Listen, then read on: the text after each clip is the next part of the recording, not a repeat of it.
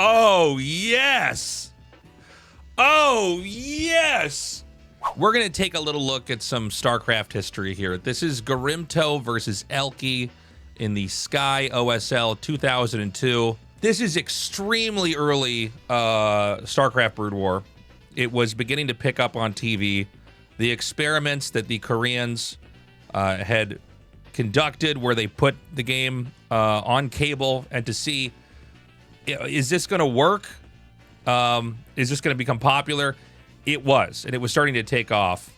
One thing that you got to notice immediately, by the way, is the hairstyle that we have for Garimto over here. It was a different time, man. You'll see a lot of pros with a lot more gelled hair, a lot more spiky hair. That was a look back then. Little story here. When I first moved to Korea, Garimto was one of the guys that really took care of me. Brought me around Korea.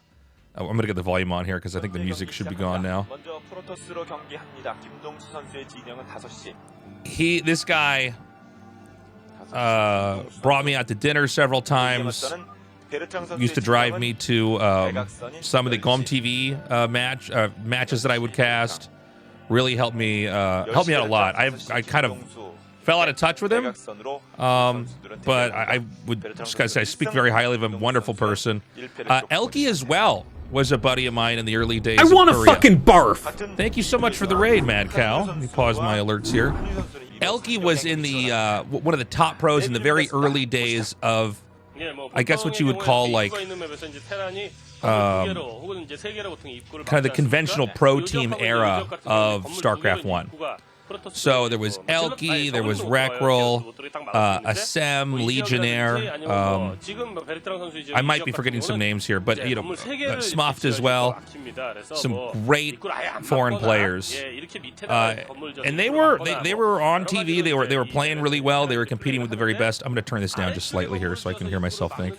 By the way, just taking a look at this map, I'm going to pause for a second here. This was how they used to introduce the maps in the old days of early TV and StarCraft. They do it after the game started because producers felt like there was maybe a little bit too much downtime early on.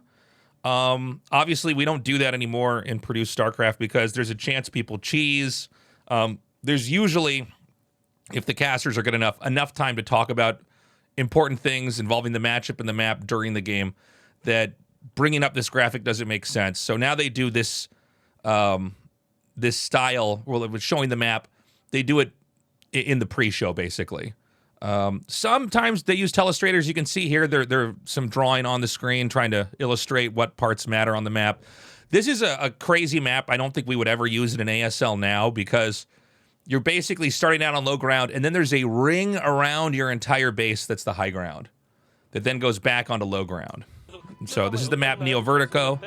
Not a particularly popular, memorable map compared to some of the other older maps. This map was bad versus Darren. Yeah, well, obviously, getting tanks or other stuff on your high ground is going to be scary. You could see, idea-wise, Garimto is going to open up with his gateway on the high ground to try to control his ramp. I don't know if they're going to show the players on camera again, but this is still back in the day when the audience would ring around the players in a, how do I say this? Not like a theater setting. It's almost like a boxing ring or like a 180-degree boxing ring. Players kind of complained about this a little bit back in the day, and now that's when you started to see player booths because, you know, people would be taking photos. There was flash photography. Soundproofing wasn't as good back then. I don't know if the casting was piped into the studio for this or not. This is way before I was ever in Korea. But one of the things they started to do was soundproof booths, which also, by the way, didn't work that well. But eventually soundproof booths were made. Nowadays, they pump what's called brown noise or white noise into the headsets, and they have sound canceling.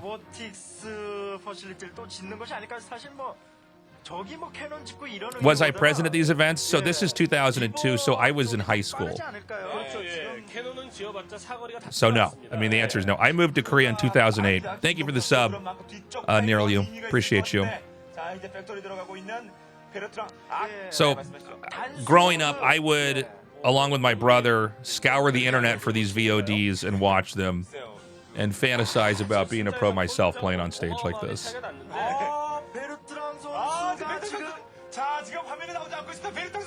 So, just real quick in this game, this is going to be Grimto hiding a robotics facility on the high ground. Not too surprising considering the map. Here's ElkY, by the way, with his iconic sunglasses. I'm going to go back for a second. For those of you that only keep up with... Where did ElkY go? How can I not find him now? Here he is. So for those of you guys that have not kept up with ElkY's career and are maybe just kind of only a fan of StarCraft, ElkY became an incredibly successful poker player. I mean, he still, I believe, travels around the world a decent amount competing in poker, but he really killed it. A lot of the foreign pros back then started playing poker and were basically making so much money in poker, it kind of didn't make sense to keep competing in StarCraft. And this look with the sunglasses has stuck with him in his poker career.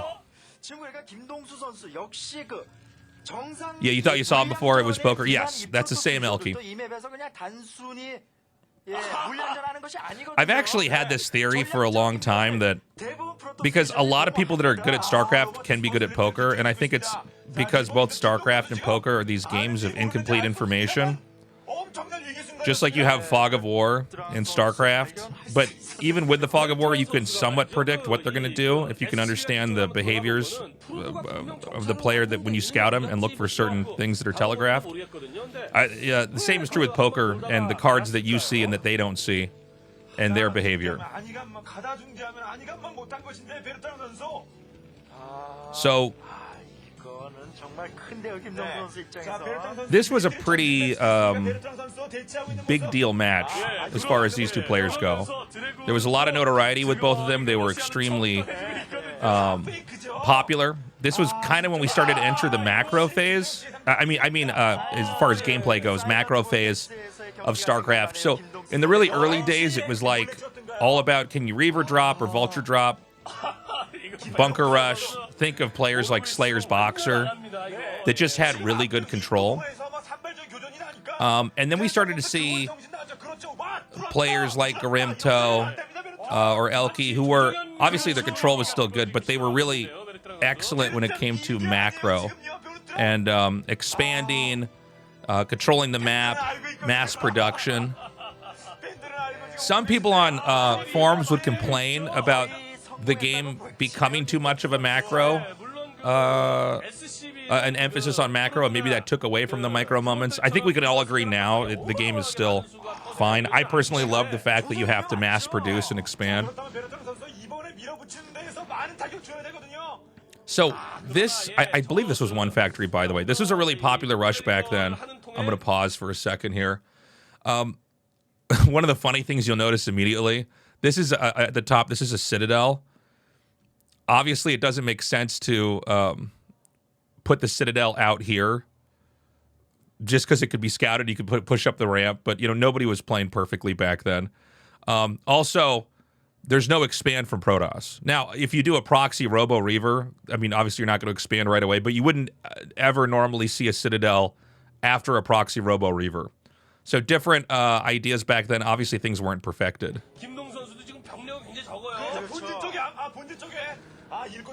So this rush is going to come in.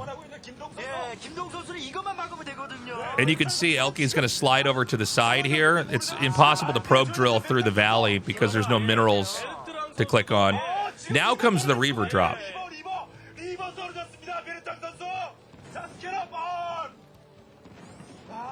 And so ElkY's obviously in trouble here because he's like on the opposite side of the map. He's getting hit hard here. Look at this keyboard. Hold on. Welcome to the year 2002. Hold on, chat. Let's. Oh, yes. Oh, yes. By the way, this monitor, back then it was mostly, what do you call them? CRT? CTR?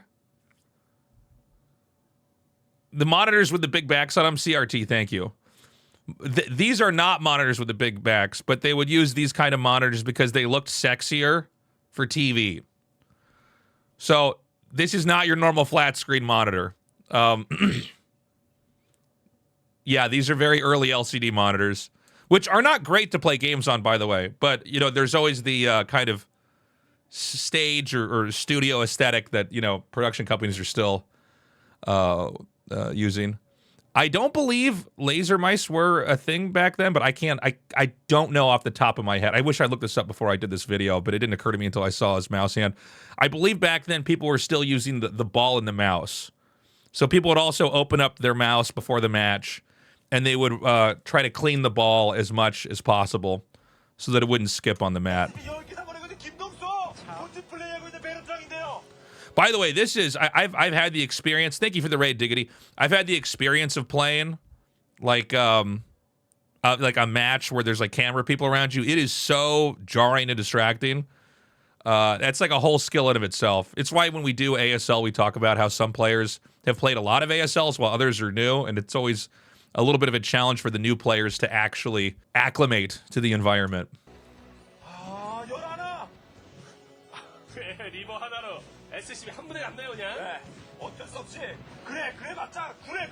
So this is a pretty interesting game. You could basically recreate this game in a modern StarCraft game now. But the push that comes across the map that looks like it's going to win, but then ends up getting punished by the proxy Reaver. Let's take a look at Grimto's keyboard.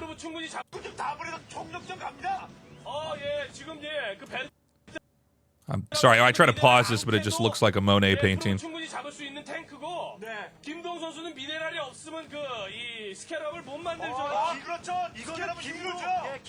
So I'm curious in this game how many minerals Grimto had, because scarabs cost money.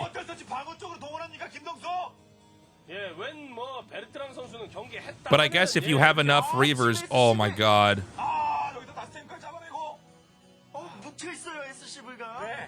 I guess if you have any probes left over or enough minerals for yeah, so there's one probe over there. Okay. I was going to say, if the Reavers can kill the tanks, even if you just have only one probe, you can mine your way back into relevance.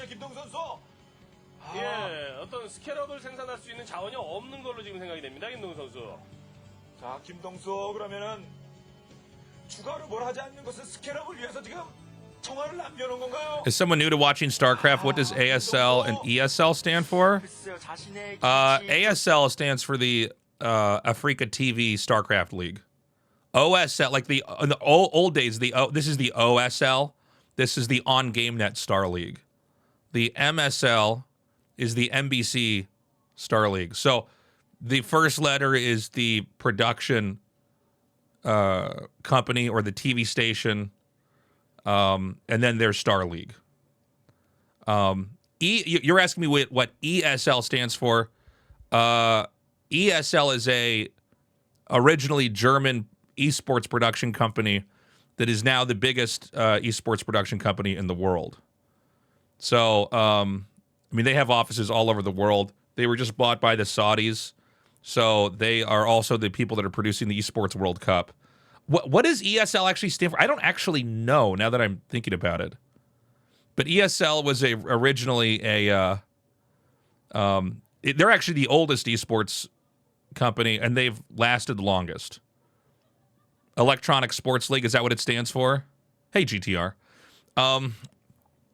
So yeah, they've been pretty smart business-wise. It's surviving, not overspending, and kind of doing their own thing. And so, but ESL has nothing to do with the StarCraft leagues that we're talking about. That just happens to be another three-letter thing that has SL in the as the last two letters. But like as an example, GSL was originally the GomTV StarCraft League, and then they changed it to be the Global StarCraft League later on. Oh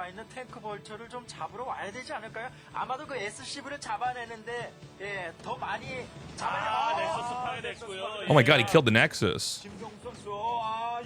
Wait, what? Okay, I think I watched this like a few days ago. I thought that Grimto wins this. Does Grimto lose this? 일꾼이 아직 있다는 점이고요. 리버는 또 자원 들기 때문에 김동 선수가 힘든 싸움, 예, 힘든 경기네요. 지금. Oh God. How many scarabs are in this? Who GG's there? I can't read this at all. It's such bad quality. What the hell?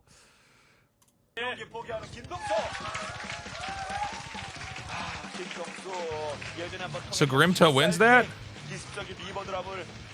ElkY GG'd? I feel like ElkY could have won that if there's no Nexus. ElkY won? Okay. Okay, that makes more sense then. Sometimes Koreans will smile as a sign of embarrassment, but it can be confusing if you're a Westerner. You're like, why are you happy? Anyways, I have to mute the volume because I'm going to get copyright struck with those guitars. Cool stuff. Again, different type of studio back then. Kind of an audience ringing around this. I think this was recorded in the iPark Mall, but I'm not totally sure. No, it must have been iPark if it was on GameNet. Anyways, guys, thank you for watching that. A little bit of history there. If you like this kind of content, let me know in the comments section. Please like the video as well. That helps me get this out to more people who are like you. And go to tastelessreds.com. You can get my merch there. You can see I've got an APM shirt on right here. There's a bunch of other cool stuff on there. So check it out, and I hope to see you in a future video. Bye-bye.